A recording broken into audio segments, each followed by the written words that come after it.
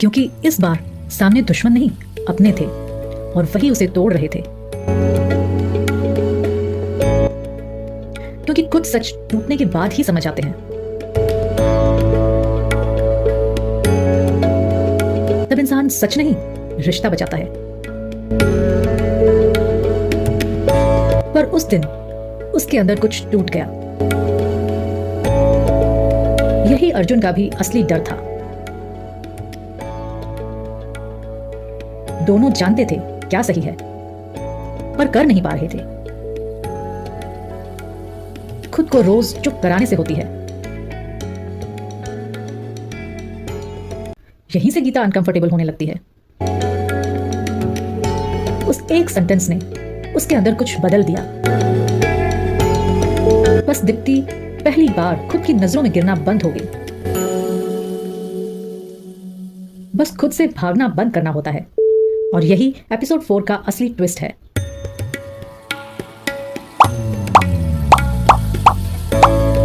हर बार चुप रहना संस्कार नहीं होता, कभी कभी वो खुद के अगेंस्ट जाना होता है।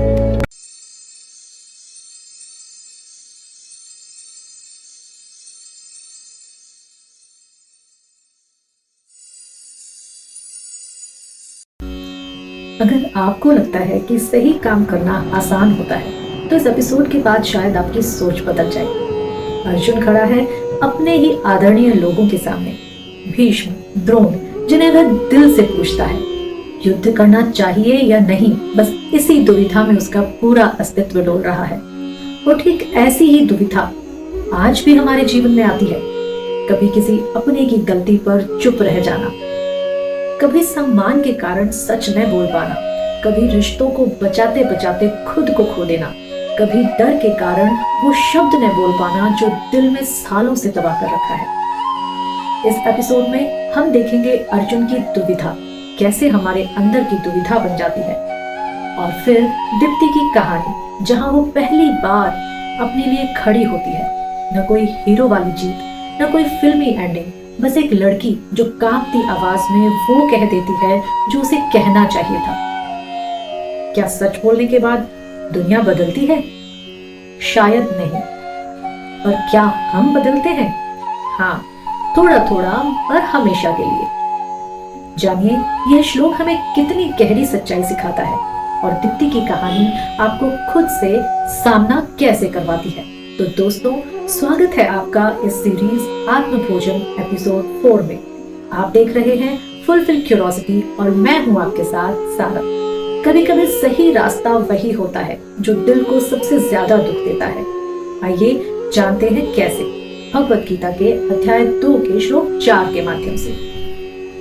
अर्जुन उवाच कथम भीष्महं संख्ये द्रोणं च मधुसूदन इषुभिः प्रतियोत्स्यामि पूजार्हावरिसूदन।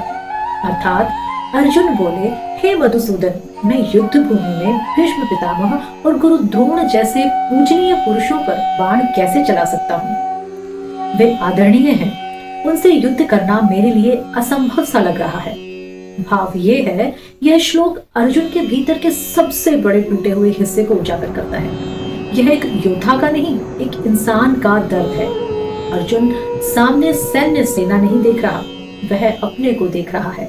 वह अपने आदर्श भीष्म को देख रहा है और अपने गुरु द्रोण को देख रहा है, जिन्होंने उसे धनुर्विद्या की शक्ति दी।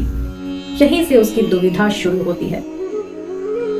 कथम भीष्मम, यानी भीष्म पितामह का नाम आते ही अर्जुन का मन हिल जाता है। भीष्म उसके लिए केवल योद्धा नहीं, वह उसके बचपन का संस्कार, परंपरा और मर्यादा का स्वरूप है। उन पर बाण चलाना अर्जुन का ऐसा लगता है जैसे वह अपने ही मूल को काट रहा हो।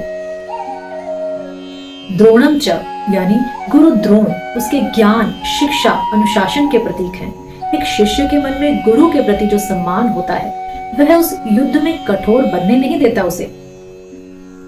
अर्जुन के शब्दों में यही संघर्ष है। क्या कर्तव्य के नाम पर मैं अपने गुरु का वध कर दूं? अर्जुन की यह दुविधा सिर्फ युद्ध की नहीं, नैतिकता की है। उसके सामने भावनाएं खड़ी है और दूसरी तरफ है धर्म। यही मनुष्य की सबसे कठिन लड़ाई होती है, जब दिल रोक ले और कर्तव्य धकेल दे। पूजा रहा शब्द अर्जुन के भीतर का सम्मान दिखाता है। वह अपने विरोधियों को भी पूजनीय कह रहा है। यह दर्शाता है कि वह क्रोध से नहीं बोल रहा, बल्कि अपने संवेदनाओं से टूटकर बोल रहा है। अरिसूदन कहकर अर्जुन कृष्ण की ओर इशारा करता है कि हे कृष्ण, आप तो राक्षसों का नाश करने वाले हैं, पर मैं उन पर कैसे बाण चलाऊं जिन्हें मैं अपने हृदय में देवताओं की तरह पूजता हूँ। यह वाक्य अर्जुन के भीतर की आत्मग्लानि को व्यक्त करता है। यह श्लोक एक गहरी सच्चाई बताता है। कभी कभी जीवन हमें ऐसे मोड़ पर लाता है जहाँ सही काम वही होता है जो सबसे अधिक कष्ट दे। अर्जुन का मन यही रिश्तों में बंधा है। उसकी बुद्धि धर्म की ओर इशारा कर रही है और यही उसकी सबसे बड़ी उलझन है। कभी आपने महसूस किया है जब आप जानते हैं कि सामने वाला गलत है, फिर भी आप चुप रह जाते हैं क्योंकि वो अपना है। यही अर्जुन के साथ हो रहा है। पूजा रहा वो उन्हें पूजनीय कह रहा है, मतलब उसके भीतर क्रोध नहीं है, सिर्फ टूटन है, और यही टूटन उसे कर्तव्य से रोक रही है। यह लड़ाई हर इंसान के भीतर की होती है। यह हमारी हर उस स्थिति की कहानी है जब हम किसी अपने की गलती पर चुप रहते हैं, जब सही बोलने से रिश्ता टूटने का डर होता है, जब दिल और कर्तव्य आमने सामने खड़े होते हैं, जब किसी प्रिय व्यक्ति का गलत साथ देना पड़े, और तब एक ही सवाल गूंजता है, मैं सही करते हुए अपने ही लोगों को कैसे आहत करूं। अर्जुन की यह दुविधा गीता की शुरुआत का वह मोड़ है जो कृष्ण को ज्ञान देने के लिए विवश करता है। यहीं से अर्जुन से मनुष्य और कृष्ण से गुरु बोलना शुरू करते हैं। दोस्तों, शास्त्रों की बात तब तक अधूरी रहती है जब तक वो हमारे जीवन से न जुड़ जाए।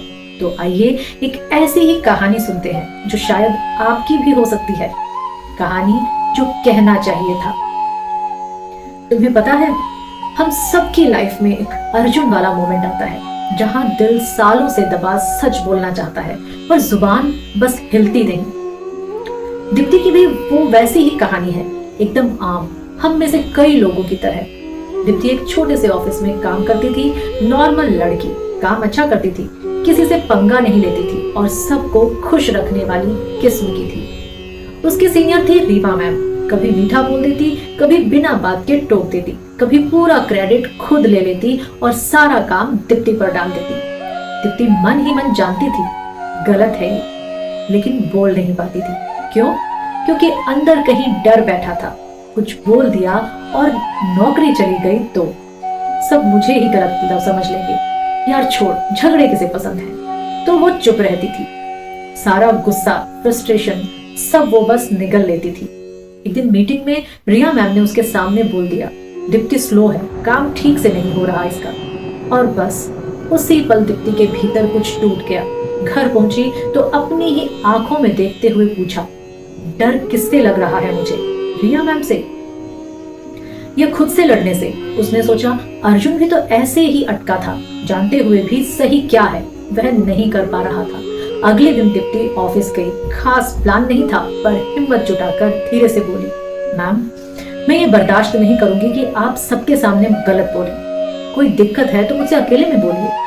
आवाज कांप रही थी, हाथ पसीने से भरे थे, दिल धक धक कर रहा था, लेकिन सच कह दिया उसने। रिया मैम चौंक गई, थोड़ा तड़प कर बोली, ओह अब तुम मुझे सिखाओगी? थोड़ी बहस हुई, माहौल गर्म हुआ और मैम बोली, ठीक है तुम अपनी हद में रहना, मैं अपनी में। ना कोई ताली बजी, ना कोई बड़ा बदलाव आया। ऑफिस वही, लोग वही, सब वही, पर दीप्ति के अंदर एक चीज बदल चुकी थी। उसने पहली बार अपने लिए खड़े होने का साहस महसूस किया। हाँ, ये जीत नहीं थी, ये कोई हैप्पी एंडिंग वाली कहानी भी नहीं। रिया मैम बाद में भी थोड़ी मुश्किल ही रही। दीप्ति को संघर्ष भी करना पड़ा, कई बार रोना भी आया, लेकिन उस रात दीप्ति चैन से सोई क्योंकि उसने वो कहा जो उसे कहना चाहिए था। दोस्तों, यही है इस श्लोक की सबसे गहरी सीख। हर सच बोलने के बाद जिंदगी आसान नहीं होती। लोग नहीं बदलते, पर हम बदल जाते हैं। मोह हमें रोकता है, कर्तव्य हमें उठाता है, और कभी कभी बस उठ जाना ही आधी जीत होती है। दोस्तों, जीवन का सबसे बड़ा युद्ध कुरुक्षेत्र में नहीं, हमारे भीतर होता है, जहाँ कोई भीष्म है, कोई द्रोण है, और एक अर्जुन जो निर्णय नहीं ले पा रहा। पर याद रखिए, धर्म का मतलब किसी को हराना नहीं, बल्कि अपने भीतर के सत्य के साथ खड़ा होना है। जब हम भीतर का युद्ध जीत लेते हैं तो बाहर की हर लड़ाई अपने आप शांत हो जाती है। धर्म वो नहीं जो आसान हो, धर्म वो है जो सही हो। अगर इस एपिसोड ने आपके मन को छुआ हो, आपको थोड़ा भी सोचने, ठहरने या महसूस करने पर मजबूर किया हो, तो इसे औरों तक पहुंचाइए, क्योंकि आत्मा का भोजन तभी पूरा होता है जब उसका स्वाद बांटा जाए। लाइक, शेयर और सब्सक्राइब करना ना भूलें ताकि अगला आत्म भोजन सीधे आपके दिल तक पहुंचे। जय श्री कृष्ण।